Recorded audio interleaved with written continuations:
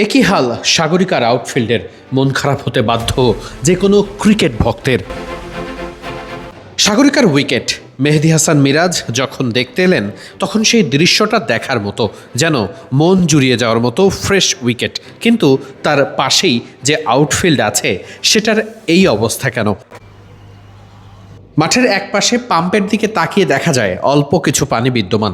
পাশের ঘাসের অবস্থা কিছুটা সবুজ থাকলেও মূল মাঠের দিকে তাকালে মন খারাপ হতে বাধ্য যে কারোর।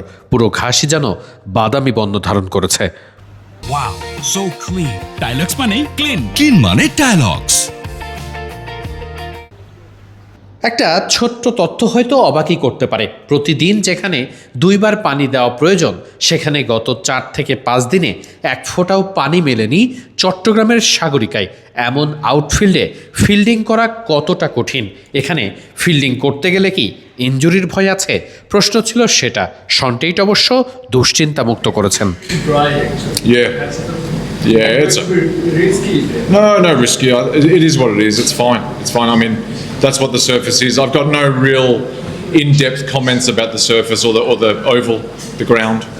It looks fine to me. Yeah.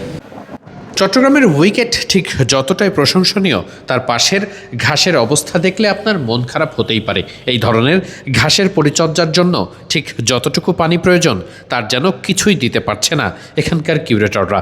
খোঁজ নিয়ে জানা গেছে এই মাঠের পানির জন্য 18টি সংরক্ষিত যে ট্যাঙ্ক রয়েছে সেখানে 80,000 লিটার পর্যন্ত পানি ধরে রাখা যায়। আর এই পানি দিয়ে সর্বোচ্চ 45 মিনিট পর্যন্ত পানি দেওয়া সম্ভব হয় আউটফিল্ডে। গ্রীষ্মের এই মৌসুমে দিনে যেখানে 2 বার পানি দেওয়া প্রয়োজন, সেখানে গত 4 থেকে 5 দিনে পানি দেওয়া যায়নি 1 ফোঁটাও। চট্টগ্রাম জুড়েই পানির স্বল্পতা অত্যাধিক, তাই খুব স্বাভাবিকভাবেই ওয়াসার পক্ষে এই মাঠের পানির যোগান করা খুব কঠিন হয়ে পড়ছে প্রতিনিয়ত। এমত অবস্থায় উইকেট ঠিকঠাকভাবে মেনটেন করা সম্ভব হলেও মাঠের আউটফিল্ডের যত্ন নিতে হিমশিম খেতে হচ্ছে এখানকার কিউরেটরদের। আচ্ছা, উইকেটটা ঠিক কেমন লেগেছে টেইটের? I mean, it looks a good wicket, but it's difficult for me to tell exactly what it's going to play like. Traditionally, if you look, I think Chittagong's a pretty good batting surface, and sometimes it can keep a little bit low. But I don't want to read into the wicket too much. What I do know is we were coming off a good win, and I think at the end of the day, it's international cricket, and you just get on with whatever's in front of us.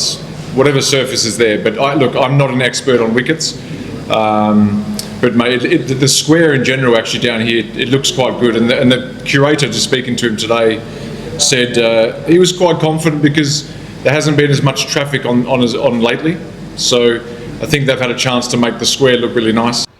একটা ভালো খবরও আছে, এই মাঠে এখন পানি উত্তোলন করেই পানি দেওয়া যাবে। সেজন্য পানি পিউরিফিকেশন সিস্টেম থেকে শুরু করে বোরিং মেশিন সব কিছু ঠিকঠাক করতে দরকার আর মাত্র 1 মাস। তারপরেই বদলে যাবে আউটফিল্ডের রং।